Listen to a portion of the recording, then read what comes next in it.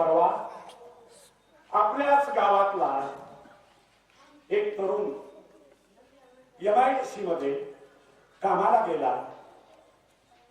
पांचाळ, बरोबर आहे, बालाजी पांचाळ. दुर्दैवानं काम करता करता तो वरून पडला आणि बेशुद्ध अवस्थेत गेला. दवाखान्यात ऍडमिट केलं. केवळ मशीनवर तो होता, म्हणजे तिथं गेल्यानंतर तो एका अर्थानं मृतावस्थेतच होता. परंतु तो कारखानदार त्या बालाजी पांचाळच्या वारसांना कुठलीही मदत द्यायच्या मनस्थितीत नव्हता. आपण विचारा काशीनाथ पांचाळला. त्यांनी मला फोन केला आणि सांगितलं, साहेब तुम्हाला दवाखान्यात यावं लागेल. त्याचा फोन आल्याबरोबर अर्ध्या तासाच्या आत मी त्या सह्याद्री हॉस्पिटलला हजर होतो आणि त्या कारखानदाराचे जे मॅनेजमेंटचे लोक होते त्यांना बोलावून घेतलं आणि ठणकावून सांगितलं, तुझ्या मालकाला बोलव. त्यांनी सांगितलं, मालकाने आम्हाला अधिकार दिले बोलायचे. साहेब काय तुमचं म्हणणं आहे सांगा. त्यांच्या लोकांना मी सोबत घेतलं. पांचाळचे 2-4 नातेवाईक सोबत घेतले आणि त्या मॅनेजरला समोर घेऊन सांगितलं की बालाजी पांचाळ वारला, त्याच्या पाठीमाग 5 लेकरं लहान लहान आणि आता विधवा पत्नी असे 6 जण आहेत. प्रत्येकाच्या नावावर 3-3 लाख रुपये तुला डिपॉझिट करावं लागेल. 6 जणांचे 18 लाख रुपये तुझ्या मालकाला द्यावे लागतील. त्याच्यानंतर तो बोलायला सुरुवात झाला आणि तो 6.5 लाख द्यायला तयार झाला. एक पागल लोकांमध्ये अशा पद्धतीची अफवा पसरवत फिरतय की व्यंकट पनाळींनी 18 लाख मागितले. अरे हो मागितले, पण कुणासाठी? लोकात सांगतो व्यंकट पनाळींनी मागितले. अरे बिंडो, जनजाहीर त्याचे नातेवाईक सोबत घेऊन आम्ही सांगितलंय प्रत्येकाच्या नावावर 3 लाख रुपये टाकावे लागतील. कारखानदार 6.5 लाख द्यायला तयार झाला. या उपर आम्ही त्याला सांगितलं की ठीक आहे तू 6.5 दे, परंतु आम्ही विमा मिळण्यासाठी कायदेशीर कार्यवाही करू. कारण माझ्या वकिलांनी सांगितलं होतं की या माणसाला विमा योजनेतून 30 लाख रुपये मिळवून मी देऊ शकतो. त्यामुळे असे जे शेतकरी आहेत त्यांचा बंद पडलेला किसान सन्मान निधी आम्ही सुरू करून देण्याचं वचन या पांडुरंग परमात्म्याच्या समोर मी आपल्याला देतो. दादाने मगाशी उल्लेख केला की आम्ही ते करणार आहोत, आम्ही ते ठरवलंय. अनेक वेगवेगळ्या समाजाचे असलेले शेतकरी भेटतायत, बोलतायत की पन्हाळे साहेब शेताच्या रस्त्याची मोठी अडचण आहे, या प्रश्नाकडेच तुम्हाला भविष्यात बघावं लागणार आहे आणि तेवढ्यासाठी आम्ही तुमच्या सोबत आहोत. आम्हाला जात पात कुठलीही गोष्ट मान्य नाही, आम्हाला शेताला जायचा रस्ता पाहिजे, ही त्यांची मागणी आहे. आणि म्हणून अक्करवाईला जाणारा रस्ता असेल, सातेवाट असेल, पाकरसांगलीला जाणारा रस्ता असेल, एवढंच नाही तर महात्मा बसवेश्वर नगरापासून उड्डाण पुलाकडे गेलेला रस्ता, हे प्रमुख रस्ते आम्ही भविष्यामध्ये करणार, त्याचं वचन या व्यासपीठावरून मी आपल्याला देतो आहे. ही दुरावस्था झालेली आहे मागच्या 15 वर्षामध्ये.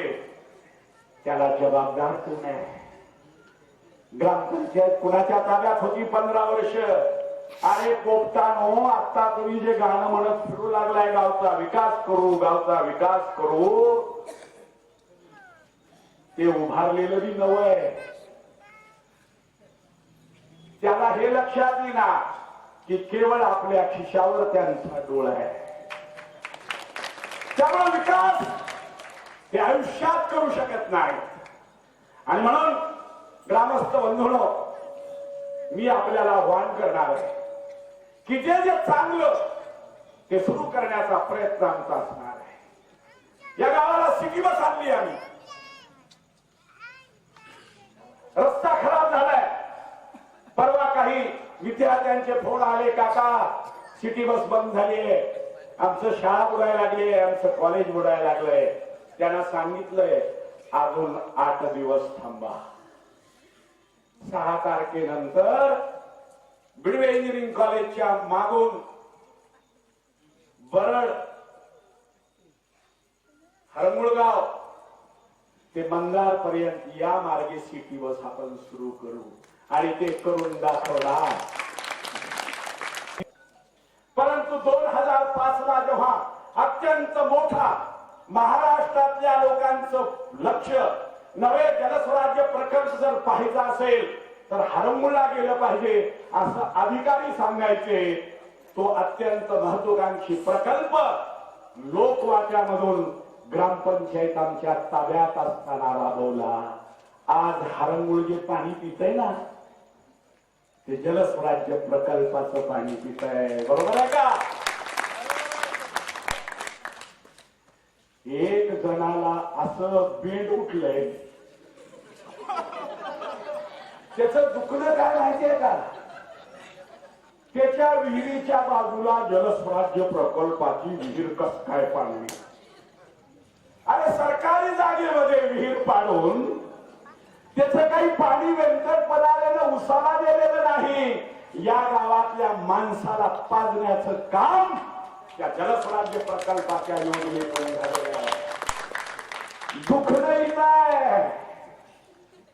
बंधूंनो, दाखवायचे दात वेगळे, खायचे दात वेगळे त्यांचे.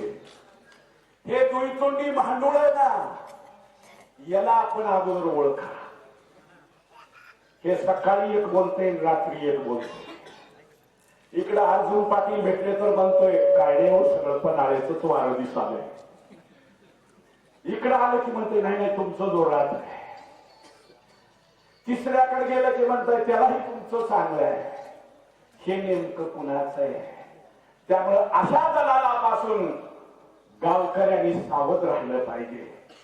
बंधूंनो, विकासाची दृष्टी घेऊन आम्ही काही विजन घेऊन काम करतोय. आपण लक्षात घ्या की ग्रामपंचायत आमच्या ताब्यात असताना जिल्हा परिषदेच्या नवीन शाळा काढल्या. मी शैक्षणिक संस्था काढली नाही. समर्थनगर रेल्वे स्टेशनवर नवी जिल्हा परिषदेची शाळा आम्ही काढलेली आहे. नवीन वसाहतवर सबस्टेशनवर जिल्हा परिषदेची शाळा आम्ही काढलेली आहे. माऊली नगरला जिल्हा परिषदेची शाळा आम्ही काढलेली आहे. वसवाडीवरची जिल्हा परिषदेची शाळा आम्ही काढलेली आहे. एका गावात 8 जिल्हा परिषदेच्या शाळा असणार गाव हे हरंगुळ आहे. बंधूंनो, याला म्हणतात विकासाची दृष्टी. हे पाहताय आपण विठ्ठल रुक्मिणीचा हा जो दुसरा मजला झालाय, व्यंकट पनाळे सरपंच असताना झाला. हे लक्षात घ्या. जिल्हा नियोजन विकास मंडळाचा मी सदस्य होतो. आमदार शिवाजीराव पाटील कभेकरांचा पाठपुरावा करून हे उघडं असलेलं मंदिर याचं सभागृह बांधण्याचं काम 1995 ला ग्रामपंचायत आमच्या ताब्यात आल्यानंतर आम्ही ते केलेलं आहे. आज त्या मंदिरामध्येही तू बडा मी बडा, तू बडा मी बडा अशी अवस्था आहे. अरे हे मंदिर सर्वसामान्य जनतेसाठी खुलं आहे.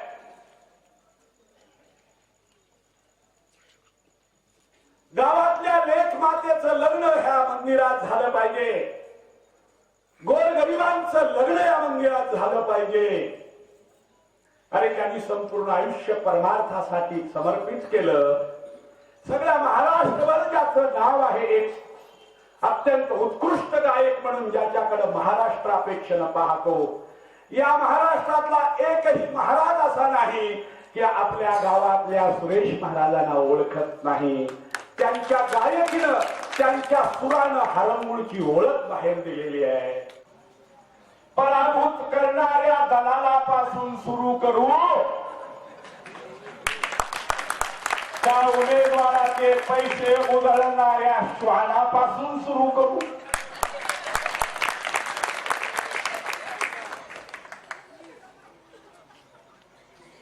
एका पॅनलच्या उमेदवाराच्या बैठकीला सकाळी हजर राहून तिथले उमेदवार ठरवून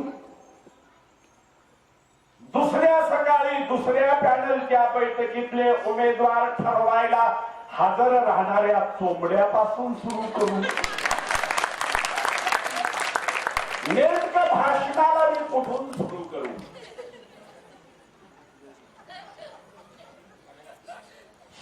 या विठ्ठल रुक्मिणीच्या चरणी आम्ही प्रार्थना केली आणि श्रीफळ वाढवला. तो श्रीफळ वाढवल्याबरोबर तिथल्या कुंकवाचा गुलाल तो सगळा माझ्या अंगावर उडला. भगवंताचे संकेत आहेत. दुसऱ्या दिवशी एक प्रचाराचा शुभारंभ होता. गावात एका वयोवृद्ध मुस्लिम व्यक्तीचा, वयोवृद्ध व्यक्तीचा मृत्यू झाला. मृतदेह अजून घरातच आहे, परंतु पैशाची आणि सत्तेची हवा असलेली मस्ती, ते दुःख त्यांना दिसलं नाही. बँड वाजत राहिला, बॉम्ब फुटत राहिले. एवढंच नाही, त्यांच्या दारात टाकलेला मंडप, मुस्लिम व्यक्तीच्या अंत्यविधीला आलेल्या पाहुण्याला बसण्यासाठी टाकलेला मंडप अद्दर करून ती प्रचार रॅली निघून गेले. या दलालापासून सुरू करू,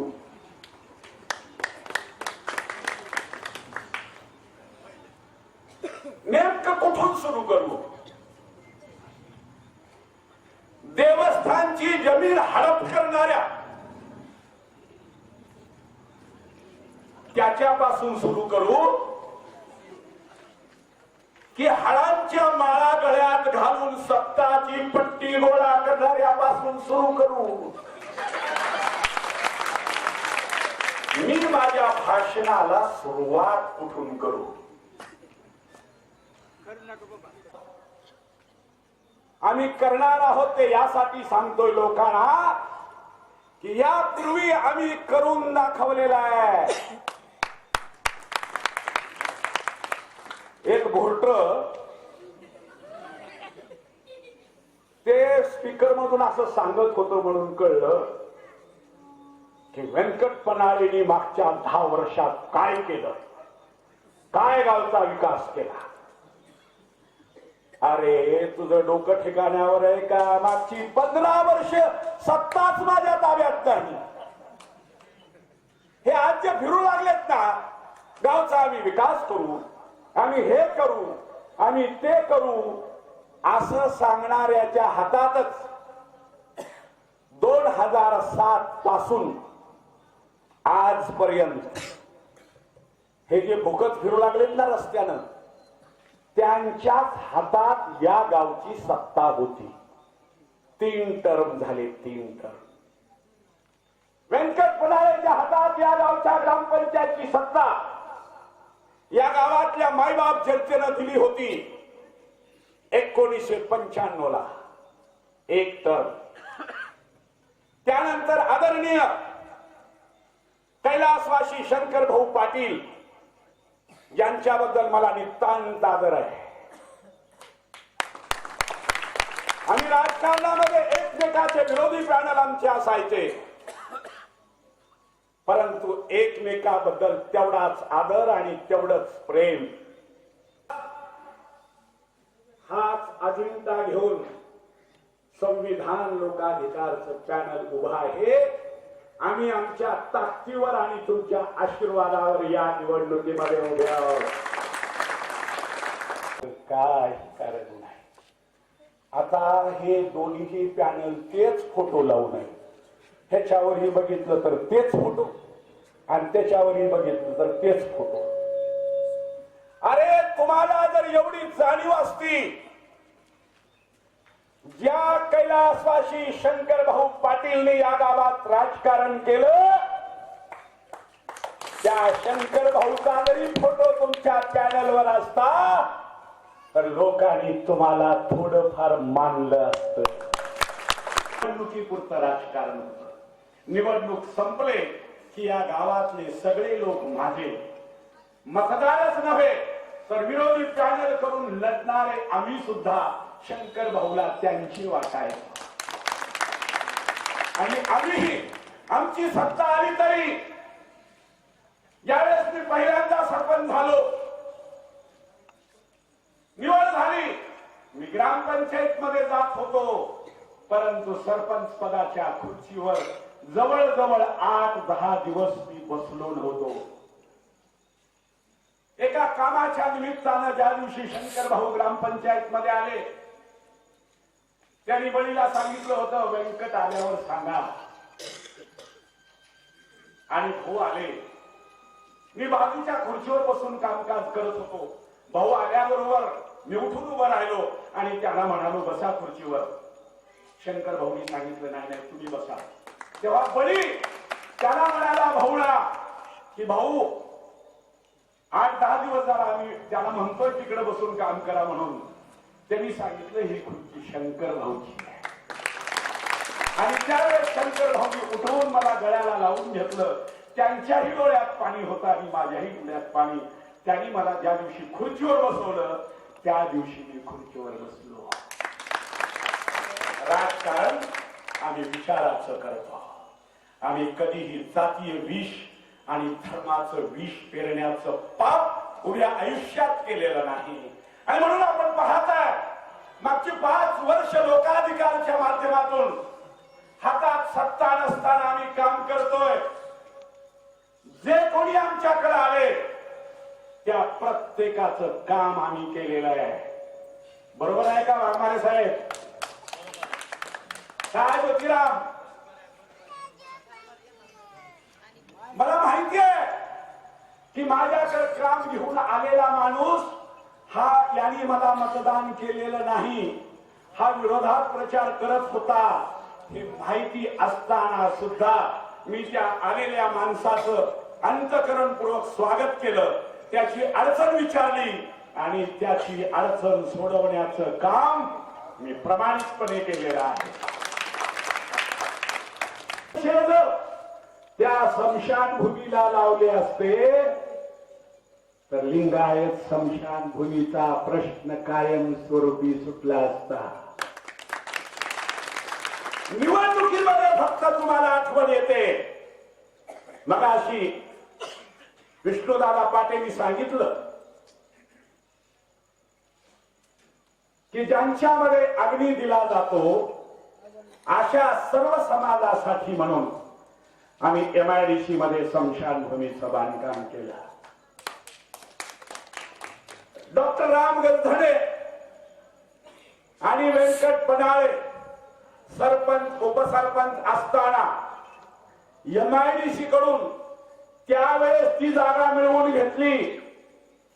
अरे मागच्या 15 वर्षामध्ये तुम्हाला ती जागाही दिसली नाही आणि ती स्मशानभूमीही आठवली नाही. परंतु मागच्या 5 वर्षापूर्वीच्या निवडणुकीत पाटेलांनी सांगितलं होतं की व्यंकट आपल्याला हे स्मशानभूमीचं काम करायचंय.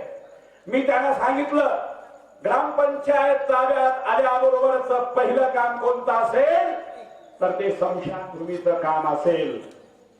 दुर्दैवानं विजयाच्या समीप गेलो, परंतु निसटता विजय बाजूला सरकला. परंतु आम्ही वचन दिलं होतं की ते स्मशानभूमीचं काम करणार. शासनाचा 1 रुपया न घेता लोकवाट्यामधून आम्ही आणि आमचे सर्व सहकारी सर्वांनी मिळून त्यासाठी योगदान दिलं आणि गावातला कायमचा स्मशानभूमीचा प्रश्न निकाली निघालेला आहे.